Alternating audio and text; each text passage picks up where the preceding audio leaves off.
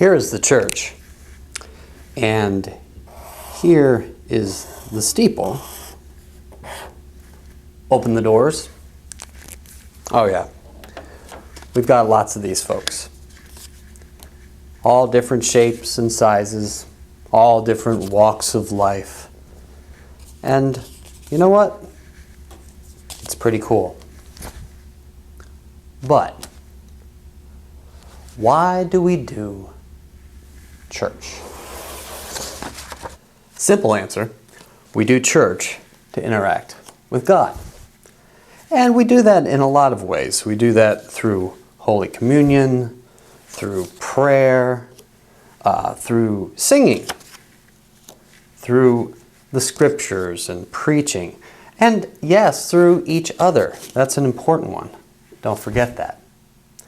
Church is where we immerse ourselves in God and take what we find, hopefully, and live it out in life. But let's look at it a little differently. Let's look at, what does the church do for you?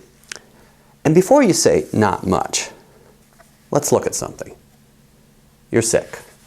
Or maybe somebody you love is sick. Who are you going to call? Well, a lot of people probably, but before long, these faces are going to start showing up around your hospital bed. These people pray with you and with your family. They talk to you and they try to help you keep things in perspective. And they remind you that God's final word for us is always love. And if it's your kid or your grandkid that's sick, even this one is going to show up. So the church is there for you in times when you get sick. And we even offer help for you in times when you're not quite feeling yourself emotionally, or when maybe your marriage or your family is experiencing a problem. And while there's no doubt there are times in our lives when we need a professional counselor, you have to admit, if you can handle something with a pastor, well, the price is right. What else does church do for you? We help you raise the kids. From the littlest ones to the ones who might be bigger and stronger than you are by now. And by the way, before you say, kids, I don't have any kids, remember that we all made a few promises on that day when those little ones were baptized. They're all our kids.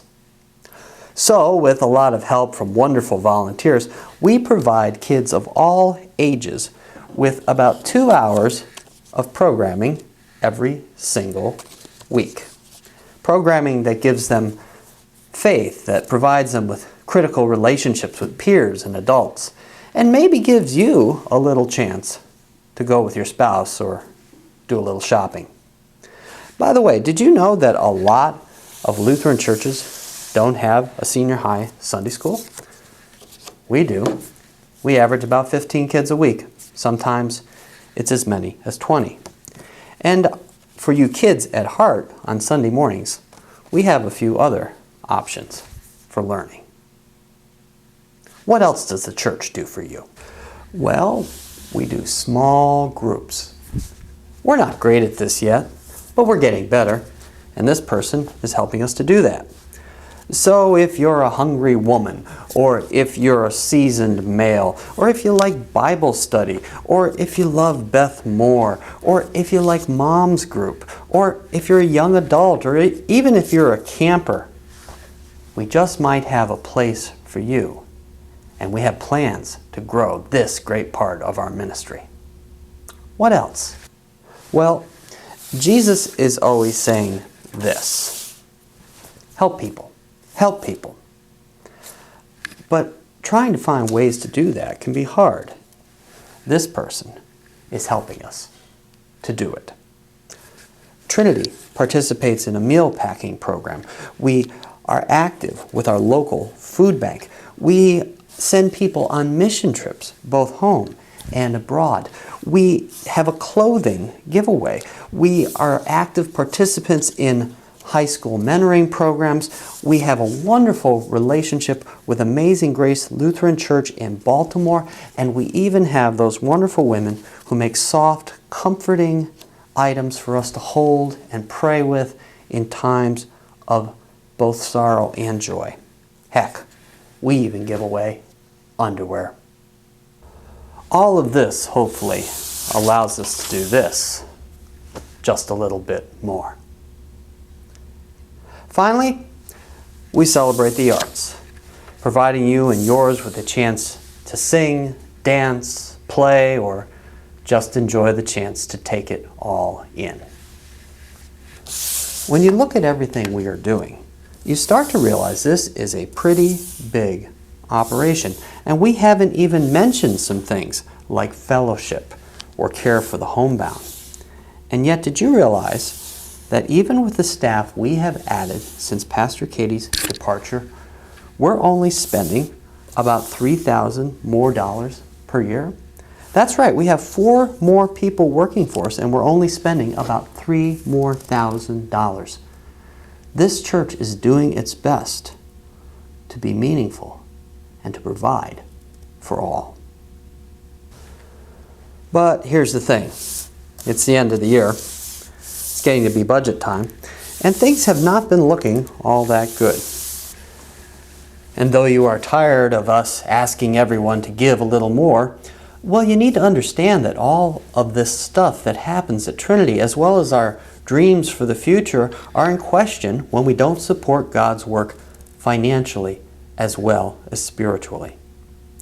And you've probably heard it all. Give to God's work. Give a tithe. Give 10%.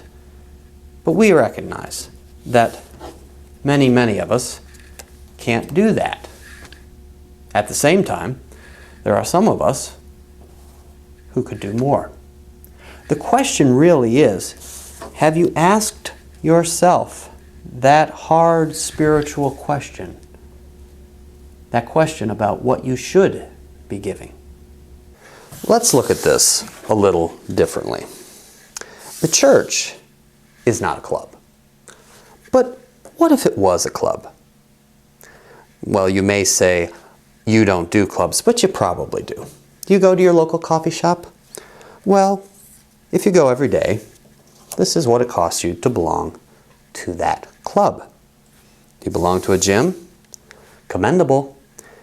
And this is what it costs you to belong to that club. Hey, are you part of that super cool cell phone club?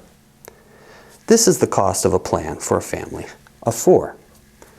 Of course, these numbers are approximate, but you get the idea. And we're not even touching on something like smoking. We tend to pay for what we want. But if church was a club, what do you think your dues would be? What should your dues be to belong to a place that cares for your kids twice a week, that visits your sick, that helps those who are in need of counseling, that helps you to provide for the celebrations and the rough spots of your life, that helps you to serve others?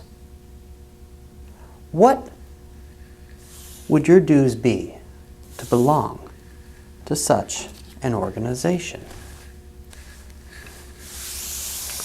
Well, at Trinity, we have about 350 giving units. A giving unit is very simply a person or a family who gives. We have more like 400 giving units, but we're being a little conservative today.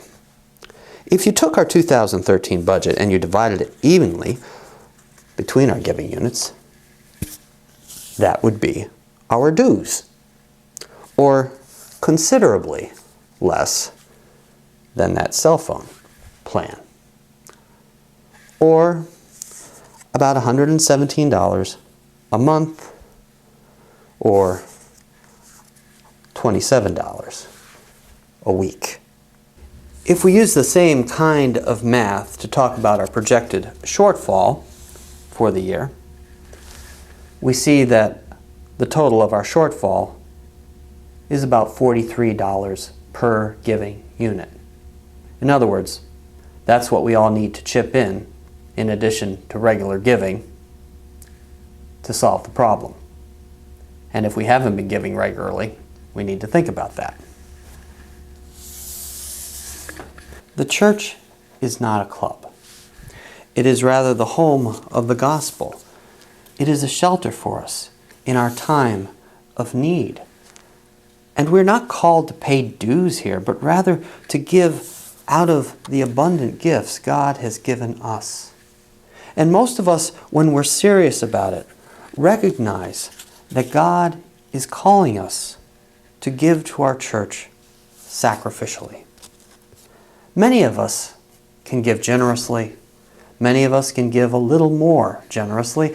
And unless we are in actual need, we each need to share the load and respond to the gospel, especially as we are entering a time when the church will be providing more and more things our world does not provide.